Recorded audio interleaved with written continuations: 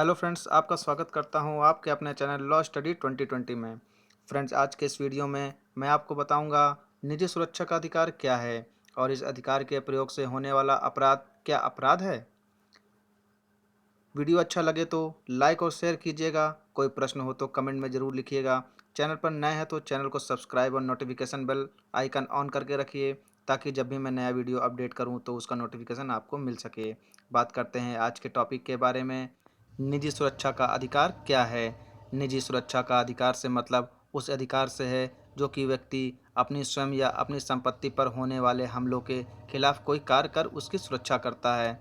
जैसे मान ले कि कोई अमुक व्यक्ति आप पर गंभीर चोट कारित करने के प्रयोजन से हमला करता है और आपको भी यह आभास या शंका है कि उस हमले से आपको गंभीर चोट लग सकती है।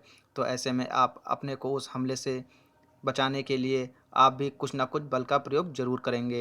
हो सकता है कि आप भी उस पर हमला करें। जब व्यक्ति अपने आप को किसी हमले से बचाने के लिए बल का प्रयोग करता है तो उसे आत्मरक्षा सुरक्षा कहा जाएगा। लेकिन आत्मरक्षा सुरक्षा के दौरान आपको इस बात का ज़रूर ज्ञान हो कि उतने ही बल का प्रयोग करें जितने बल की आवश्यकता हो। लेकिन कभी कभी कुछ ऐसी परिस्थितियां हो जाती हैं कि आवश्यक बल से अधिक बल का प्रयोग हो जाता है। निजी सुरक्षा का अधिकार भारतीय दंड संहिता की धारा 96 से लेकर 106 तक दी गई है।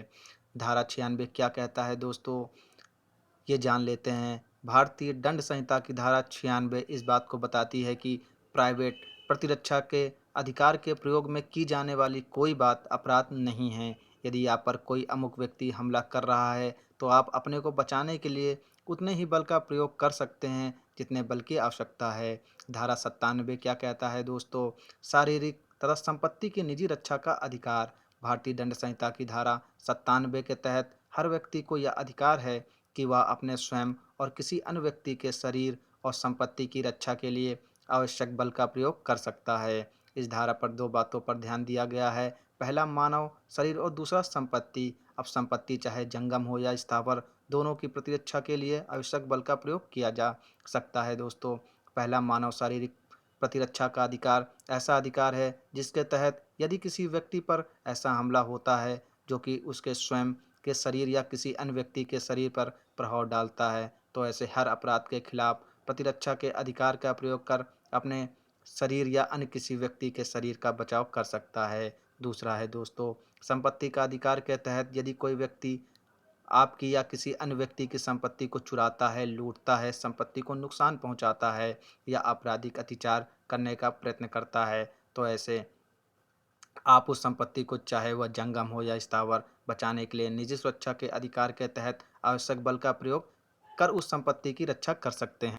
धारा 98 क्या कहती है दोस्तों, निजी रक्षा का अधिकार ऐसे व्यक्ति के कार्य के खिलाफ जो विकृत चित्त आदि हो। निजी सुरक्षा का अधिकार ऐसे व्यक्ति के कार्य के खिलाफ भी उपलब्ध है जो मानसिक रूप से असक्षम है।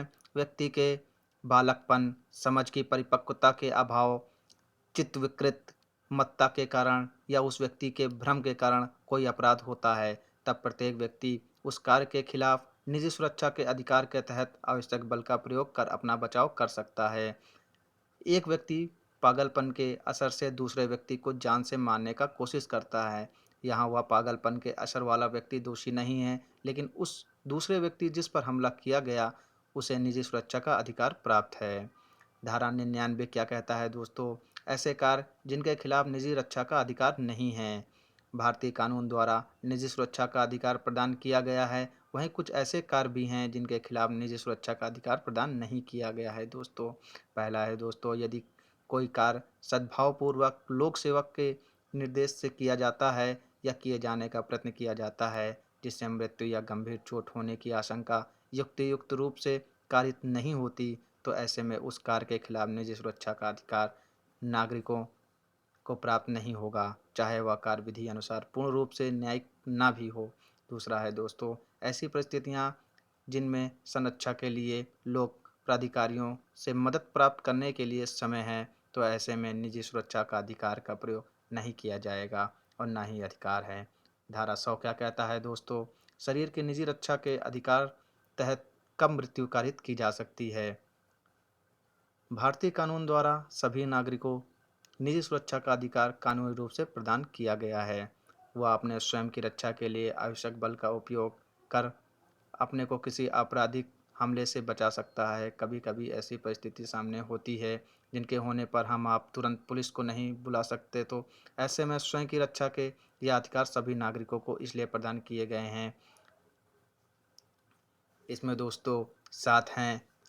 पहला है दोस्तों ऐसा हमला जिससे युक्तियुक्त रूप से यह आशंका हो कि ऐसे हमले का परिणाम मृत्यु होगा। दूसरा है दोस्तों ऐसा हमला जिससे युक्तियुक्त रूप से यह आशंका हो कि ऐसे हमले का परिणाम गंभीर चोट, गहरी चोट, घोर उपति होगा। तीसरा है दोस्तों ऐसा हमला बलात्संग करने के इरादे से किया गया हो। चौथा है ऐसा हमला जो प्रकृति के खिलाफ काम तृणा की तृप्ति के इरादे से किया गया।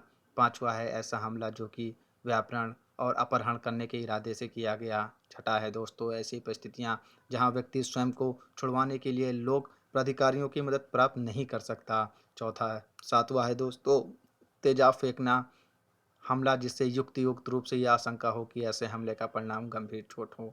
धारा 102 क्या कहता है दोस्तों, शरीर की निजी रक्षा के अधिकार का प्रारंभ होने और बना रहना। शरीर की निजी रक्षा के अधिकार उस समय से शुरू हो जाता है जब अपराध करने की कोशिश या धमकी से व्यक्ति के शरीर के संकट की युक्त आशंका पैदा होती है, भले ही वह अपराध किया ना गया हो। और निजी सुरक्षा का अधिकार तब तक बना रहता है जब तक शरीर के संकट की ऐसी आशंका बनी रहती है। धारा 103 क्या कहती है, संपत्ति की निजी रक्षा के अधिकार के तहत कब मृत्यु कारित हो सकती है।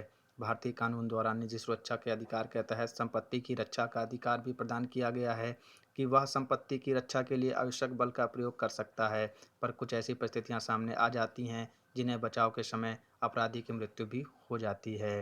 पहला है दोस्तों लूट के समय, दूसरा रात्रि के समय गृह भेदन, तीसरा अग्नि के द्वारा रिष्टि जो किसी ऐसे निर्माण तंबू या जलयान में की गई है जो कि मानव आवास या संपत्ति की अभिरक्षा के रूप में उपयोग की जाती है। चौथा है दोस्तों चोरी, रिष्ट या गृह अतिचार जिसमें युक्त रूप से यह आशंका पैदा होती है कि यदि निजी सुरक्षा के अधिकार का प्रयोग नहीं किया गया तो परिणाम गंभीर चोट या मृत्यु होगा। पांचवा है दोस्तों ऐसी संपत्ति जो सरकारी हो, किसी स्थानीय प्राधिकारी या सरकार के स्वामित्व में या उसके नियंत्रण अन्य निगम के मतलब हो या प्रयुक्त किए जाने के लिए अभिप्रेत हो। धारा 105 क्या कहता है दोस्तों, संपत्ति के निजी रक्षा का अधिकार का प्रारंभ होना और बना रहना। संपत्ति के निजी रक्षा का अधिकार तब प्रारंभ होता है जब उस संपत्ति के संकट की युक्त आशंका प्रारंभ होती है। पहला है दोस्तों चोरी के समय संपत्ति की रक्षा का अधिकार तब तक बना रहता है जब वह संपत्ति चोर की पहुंच से बाहर ना हो जाए या तो लोक प्राधिकारियों की मदद मिलने तक या जब तक संपत्ति वापस नहीं पा लेता है। दूसरा है दोस्तों लूट के समय संपत्ति की रक्षा का अधिकार तब तक बना रहता है जब तक अपराधी किसी व्यक्ति की मृत्यु या चोट या सदोष अवरोध कारित करता है या कारित करने की कोशिश करता है या तत्काल मृत्यु, चोट, व्यक्तिगत अवरोध का भय बना रहता है। तीसरा आपराधिक अतिचार या रिष्टि के समय संपत्ति निजी रक्षा का अधिकार तब तक बना रहता है जब तक अपराधी अतिचार या रिष्टि करता रहता है। चौथा है दोस्तों गृह भेदन के समय संपत्ति की रक्षा का अधिकार तब तक बना रहता है जब तक ऐसा गृह भेदन से शुरू हुआ गृह अतिचार होता है। धारा 106 क्या कहता है दोस्तों, घातक हमले के खिलाफ निजी सुरक्षा का अधिकार जबकि निर्दोष व्यक्ति को चोट होने का जोखिम है। ऐसा हमला जिसके होने से मृत्यु की आशंका युक्त रूप से होने को होती है, ऐसे हमले के खिलाफ निजी सुरक्षा का अधिकार प्रयोग करने में यदि व्यक्ति ऐसी स्थिति में हो कि निर्दोष व्यक्ति की अपहानि के बिना का प्रयोग कार्य साधक रूप से नहीं कर सकता तो उसके निजी सुरक्षा का अधिकार का विस्तार व जोखिम उठाने तक का है। इस धारा को हम एक उदाहरण से समझने का प्रयास करते हैं दोस्तों। इसमें देखिए का पर एक भीड़ के द्वारा हमला किया जाता है जो कि उसकी हत्या करने की कोशिश करता है, पर गोली चलाए बिना निजी सुरक्षा के अपने अधिकार का प्रयोग कार्य साधक रूप से नहीं कर सकता और वह भीड़ मिले हुए छोटे छोटे बच्चों को नुकसान पहुंचाए बिना गोली नहीं चला सकता। यदि वह इस प्रकार गोली चलाने से उन बच्चों में से किसी बच्चे का नुकसान पहुंचता भी है तो का कोई अपराध नहीं करता है। तो दोस्तों आज हम लोगों ने समझा निजी सुरक्षा का अधिकार क्या होता है। तो दोस्तों आपको ये वीडियो अच्छा लगा हो तो लाइक कीजिएगा, कमेंट कीजिएगा और शेयर कीजिएगा। जो हमारे नए दोस्त इस वीडियो को देख रहे हैं, इस चैनल को सब्सक्राइब कीजिएगा। Thank you.